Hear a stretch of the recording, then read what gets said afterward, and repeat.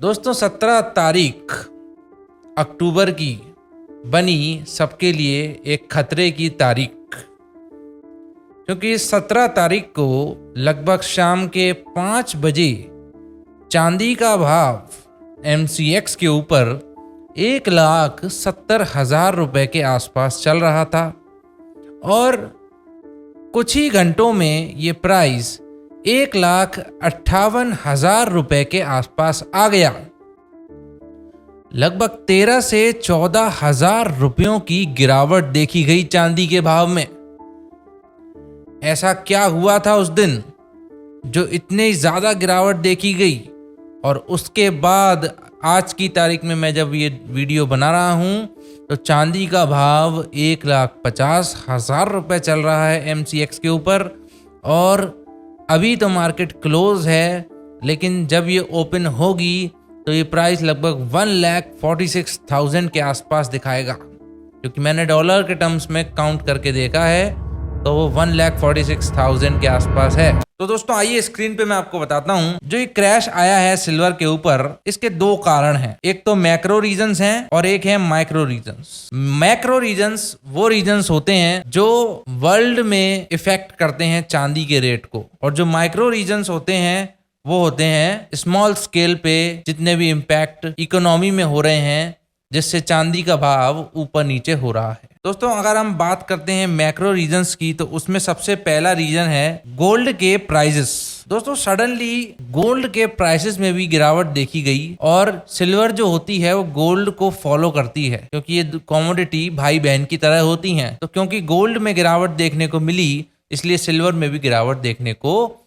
मिली। तो दोस्तों गोल्ड गिरा, पर गोल्ड क्यों गिरा वो भी जानना हमारे लिए बहुत जरूरी है, जिससे हम सिल्वर के गिरने का रीजन भी अच्छे से समझ पाएंगे। तो दोस्तों मैं आपको बता दूं कि इंडिया और US के बीच में एक ट्रेड डील साइन हो चुकी है, जिसमें इंडिया के ऊपर जो 50% के आसपास टैरिफ लगाया गया था वो 15% करने की आशंकाएं हैं।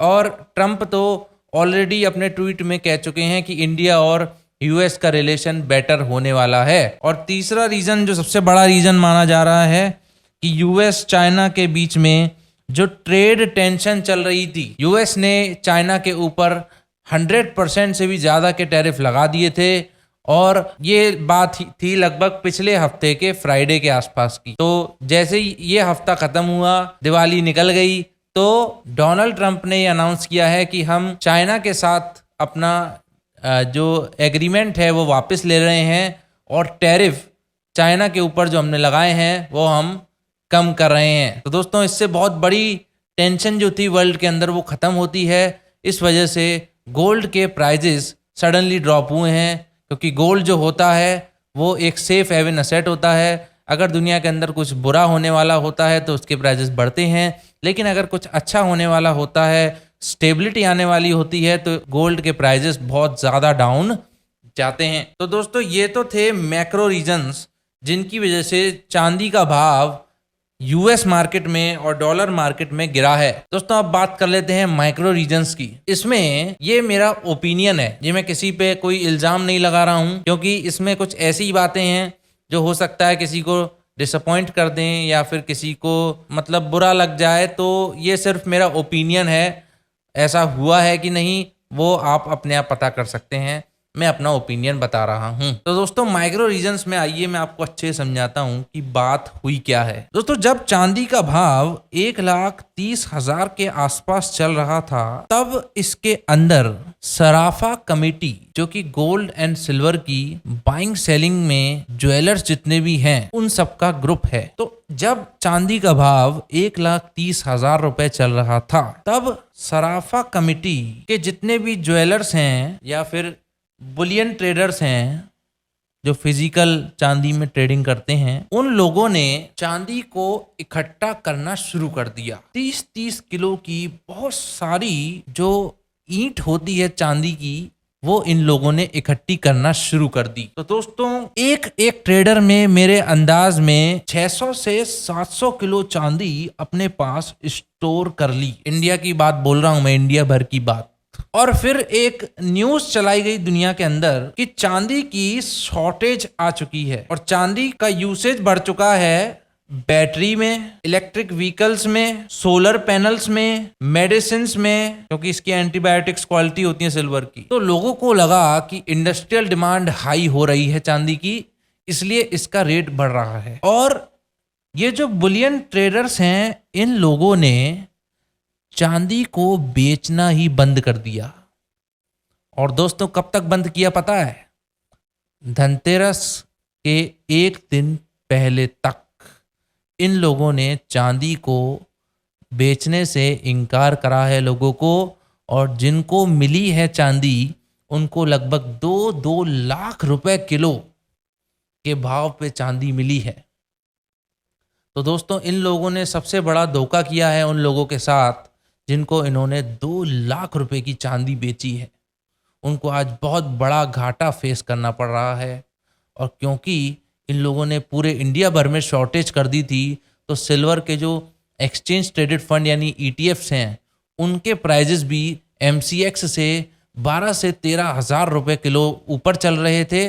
और तो और अगर हम फिजिकल चांदी की बात कर लें तो वो तो लगभग 35 से 40 हज़ार रुपये किलो ऊपर चल रहे थे MCX से। तो जैसे ही तारीख लगी 17 और शाम का समय हुआ 5, चांदी में अचानक बहुत खतरनाक गिरावट आई। जैसे ही वो 1-2 हज़ार पॉइंट ऊपर से गिरना शुरू हुई, वैसे ही इन सराफा बाजार वालों ने अपनी चांदी को जो इन्होंने छुपा के रखा हुआ था वो सडनली डिस्क्लोज कर दिया और चादर उसके ऊपर से जो उसने ढक के रखी थी वो हटा दी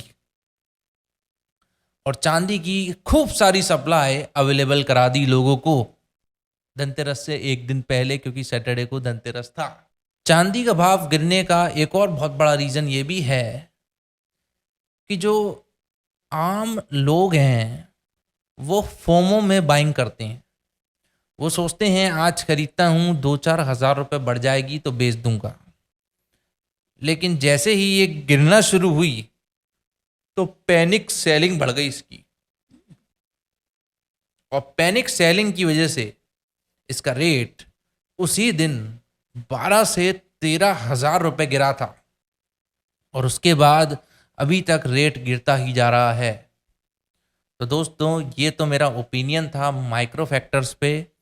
और तो और मैक्रो में एक और चीज़ बता दूं कि जो हमारे rich dad poor dad book के राइटर हैं रॉबर्ट कियोसाकी, वो तो कह रहे थे कि जो सिल्वर है वो रॉकेट शिप बनने वाला है। वो बस $1 दूर है रॉकेट शिप बनने से, जब वो $51 के आसपास चल रही थी चांदी का रेट। वैसी चांदी ने अपना नया हाई बनाया और बहुत बुरी तरीके से इसमें क्रैश देखा गया और बहुत सारा लोगों का नुकसान सिल्वर के अंदर अभी चल रहा है।